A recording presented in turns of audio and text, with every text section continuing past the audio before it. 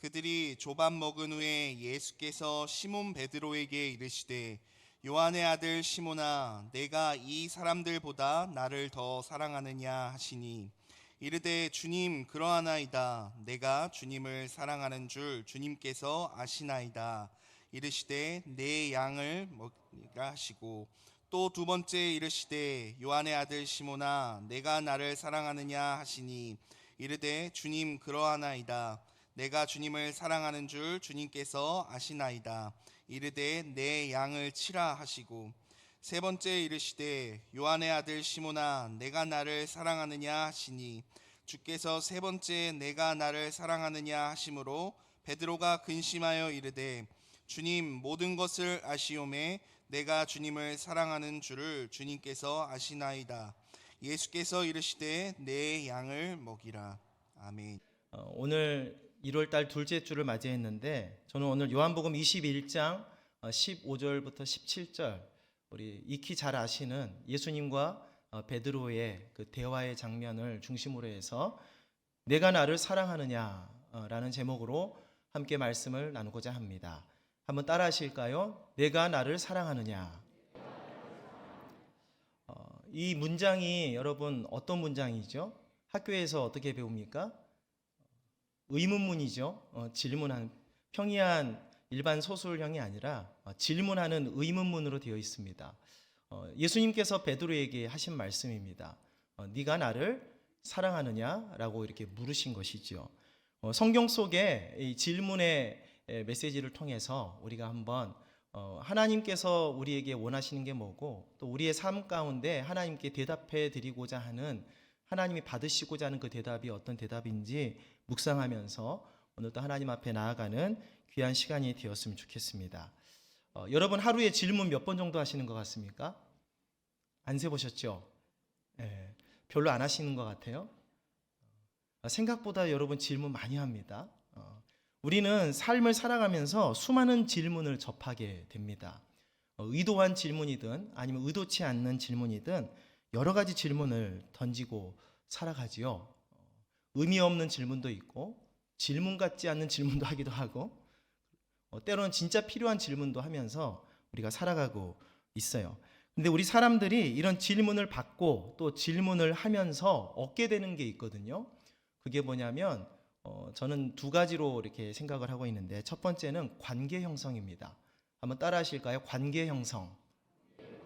질문을 주고받으면서 관계가 형성되는 것이죠. 풍성한 관계가 형성됩니다. 여러분 가정에서 퇴근하고 돌아왔는데 남편이 퇴근하고 돌아왔는데 식사 자리에 이제 앉게 되었어요. 그런데 질문 없이 한번 대화하면서 식사해 보시겠습니까? 그러면은 여러분 밋밋합니다. 질문 하나가 들어가야 돼요. 오늘은 어땠어? 라고 물어보는 이 한마디가 굉장한 풍성한 관계를 형성하게 됩니다. 아무런 질문 없이 밥 먹자, 맛있다 이렇게 먹으면 재미가 없죠. 오늘 힘들지는 않았어? 오늘 내 생각했어? 이렇게 하신 분도 계신가요? 이런 질문이 있어야 풍성한 관계가 형성되는 것이죠.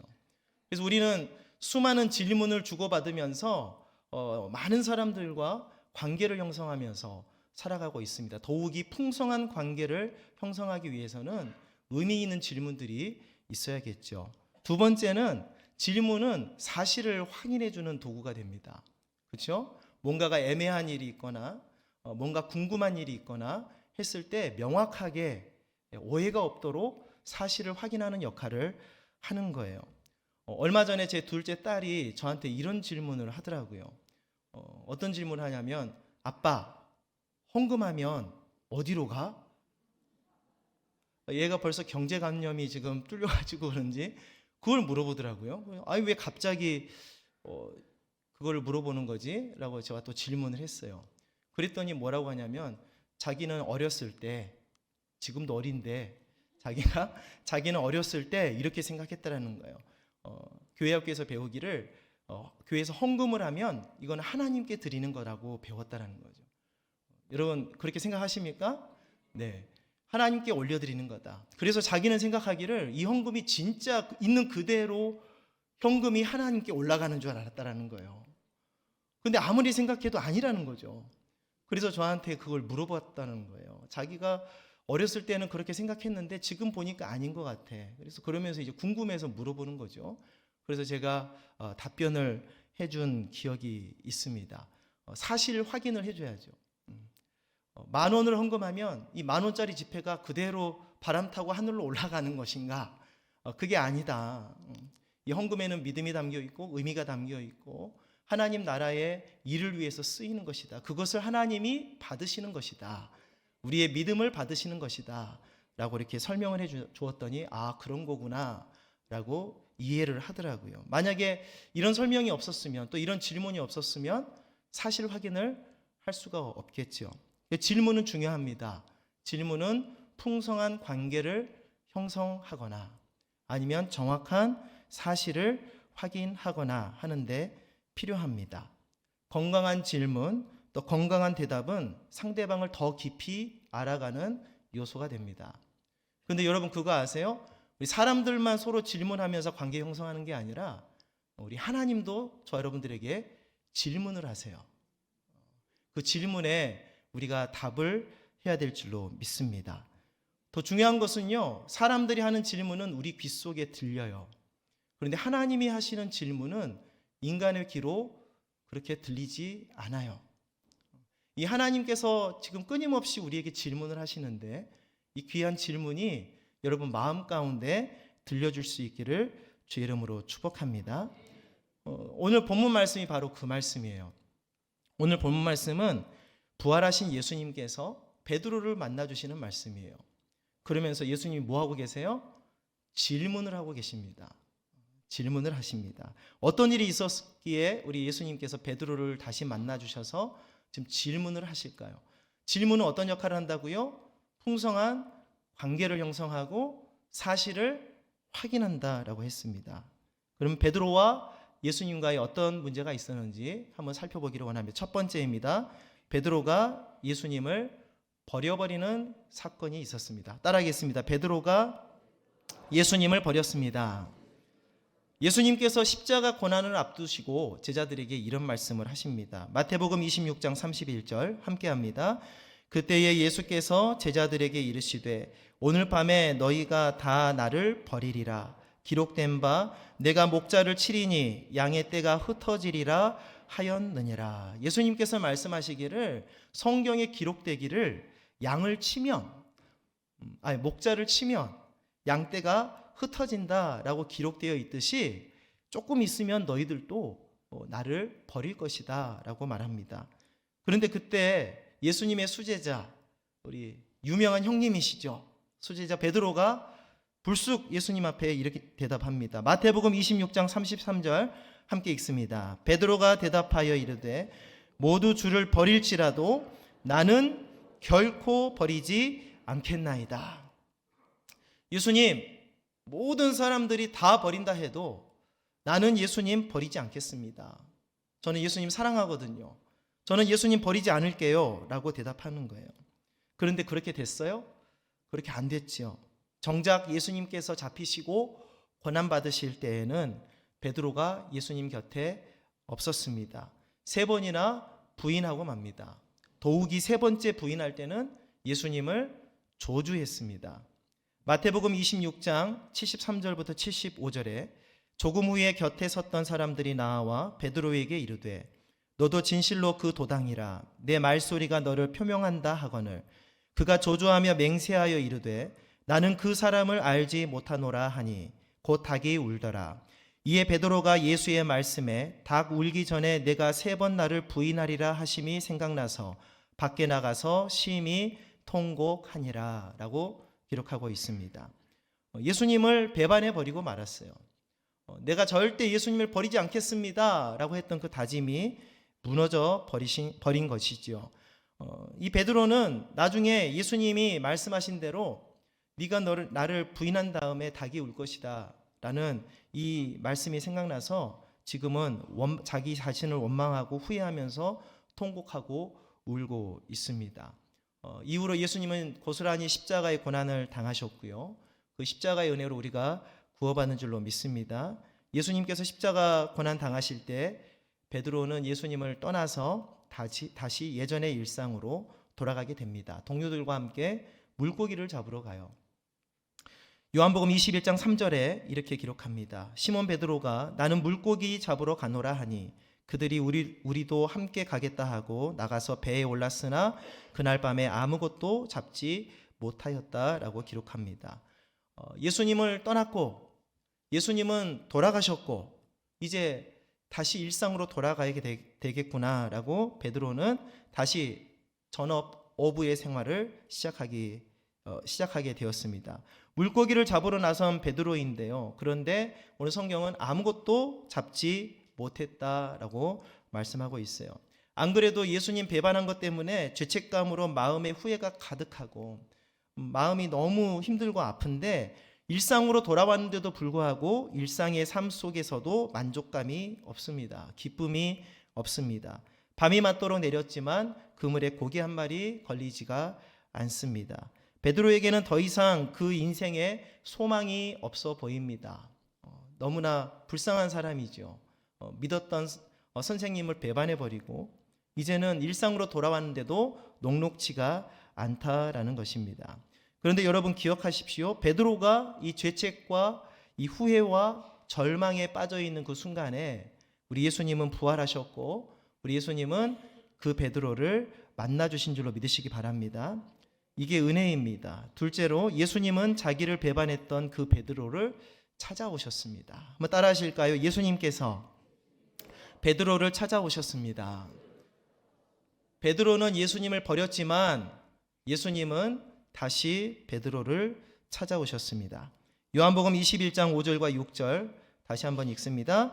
예수께서 이르시되 애들아 너희에게 고기가 있느냐 대답하되 없나이다. 이르시되 그물을 배 오른편에 던지라 그리하면 잡으리라 하시니 이에 던졌더니 물고기가 많아 그물을 들 수 없더라. 여러분 어디선가 많이 봤던 말씀 아닌가요? 베드로는 엄청나게 많은 물고기를 잡게 되었어요.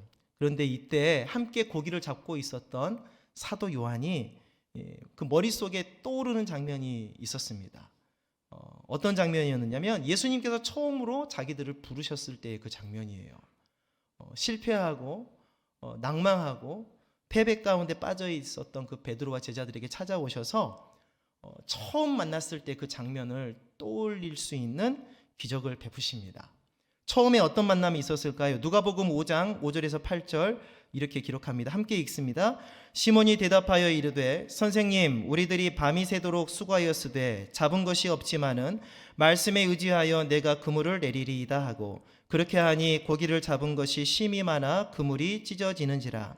이에 다른 배에 있는 동무에게 손짓하여 와서 도와달라 하니 그들이 와서 두 배의 채움에 잠기게 되었더라. 시몬 베드로가 이를 보고 예수의 무릎 아래에 엎드려 이르되 주여 나를 떠나소서 나는 죄인이로소이다. 아멘. 처음에 예수님을 만났을 때 그 장면을 예수님이 다시 한번 제자들에게 연출해 주셨습니다. 이 장면이 사도 요한의 머릿속에 떠오른 거예요. 그래서 사도 요한이 베드로에게 이렇게 외칩니다. 베드로 저길 봐. 예수님이야. 저분은 예수님이야. 우리가 한번 이런 일을 겪었잖아. 이렇게 말하는 거예요. 예수님을 발견한 베드로는 지체 없이 물속으로 뛰어듭니다. 열심히 헤엄쳐서 예수님이 계시는 육지에 오릅니다.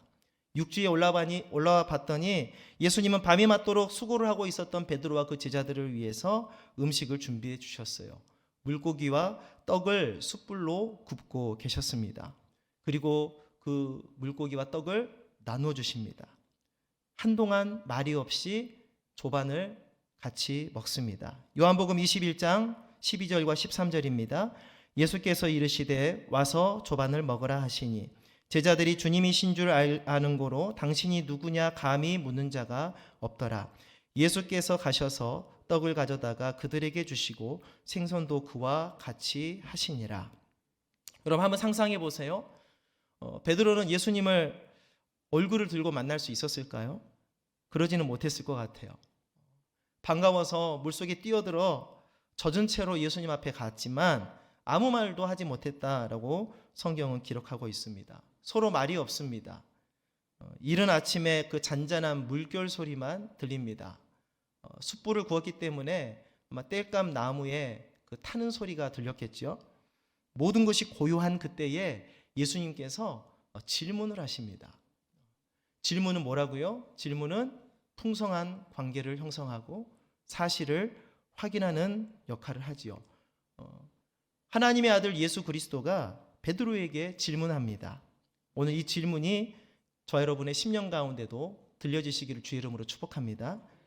세 번째, 이렇게 질문해요. 요한의 아들 시몬아, 내가 나를 사랑하느냐? 한번 따라 하실까요? 요한의 아들 시몬아, 내가 나를 사랑하느냐? 예수님의 첫 마디가 너 나 사랑하니? 였습니다. 요한복음 21장 15절에 함께 읽습니다. 그들이 조반 먹은 후에 예수께서 시몬 베드로에게 이르시되 요한의 아들 시몬아, 내가 이 사람들보다 나를 더 사랑하느냐? 예수님을 배반하고 떠나버렸던 베드로에게 예수님께서 하신 질문이었습니다. 너 나를 배반했지만 너 속마음의 진심을 알고 싶다. 네 마음속에 나를 사랑하는 마음이 있지 않니? 그 말이에요. 너 나 사랑하니? 예수님은 베드로의 마음속 사랑의 고백을 듣기를 원하셨고 확인하기를 원하셨고 깨어진 관계가 다시 회복되기를 원하셨습니다. 낭망하고 있었던 베드로에게 소망이 생기기를 원하셨고 하나님께서 맡겨주신 사명을 끝까지 감당하기를 원하셨습니다. 그래서 예수님은 베드로에게 질문을 하셨습니다. 요한의 아들 시몬아, 내가 나를 사랑하느냐? 베드로가 대답합니다. 3번 질문하셨기 때문에 3번 대답합니다. 15절입니다. 함께 읽습니다. 요한의 아들 시몬아, 내가 이 사람들보다 나를 더 사랑하느냐? 이렇게 질문을 하셨어요. 두 번째 질문, 이르시되 요한의 아들 시몬아, 내가 나를 사랑하느냐? 말씀하셨어요. 17절에 세 번째 질문, 세 번째 이르시되 요한의 아들 시몬아, 내가 나를 사랑하느냐? 예수님은 끊임없이 질문을 하십니다. 베드로의 마음속 깊은 곳까지 파고들어서 베드로의 그 속에 있는 예수님을 향한 사랑을 고백하게 하십니다. 이 베드로가 대답할 때 얼마나 힘들었을까요? 힘들었지만 예수님과의 관계가 형성되기 위해서는, 다시 회복하기 위해서는 이 신앙의 고백이 필요했던 것 같습니다. 예수님은 질문합니다. 베드로는 대답합니다. 네 번째, 이렇게 대답합니다. 주님, 내가 주님을 사랑합니다. 따라하겠습니다. 주님, 내가 주님을 사랑합니다. 이 고백이 저와 여러분들에게도 있으시기를 간절히 축복합니다. 3번 질문하셨기 때문에 베드로도 3번 대답합니다. 21장 15절에 함께 읽습니다. 이르되 주님 그러하나이다. 내가 주님을 사랑하는 줄 주님께서 아시나이다. 16절에 이르되 주님 그러하나이다. 내가 주님을 사랑하는 줄 주님께서 아시나이다. 17절에 이르되 주님 모든 것을 아시오매 내가 주님을 사랑하는 줄을 주님께서 아시나이다. 아멘. 이 3번의 믿음의 베드로의 사랑 고백이 저 여러분들에게도 있어야 될 줄로 믿습니다. 여러분, 우리는 우리에게 질문을 하고 계시는 이 하나님의 음성을 들을 수 있어야 합니다. 들리지 않으십니까? 그런데 하나님은 지금도 계속해서 질문하고 있습니다. 베드로의 그 마음속 깊은 곳까지 파고들어서 계속 추궁하듯 질문하셨던 예수님처럼 우리 하나님께서, 우리 성령님께서 저 여러분들에게 질문하고 있어요. 요한의 아들 시몬아, 네가 나를 사랑하느냐? 여러분, 이 질문에 귀를 기울이시기를 주의 이름으로 축복합니다. 그리고 답변을 드리시기를 바랍니다. 베드로처럼 내가 주님을 사랑합니다. 다윗은 이런 고백을 합니다. 시편 18편 1절 말씀 함께 합니다. 나의 힘이신 야훼여 내가 주를 사랑하나이다.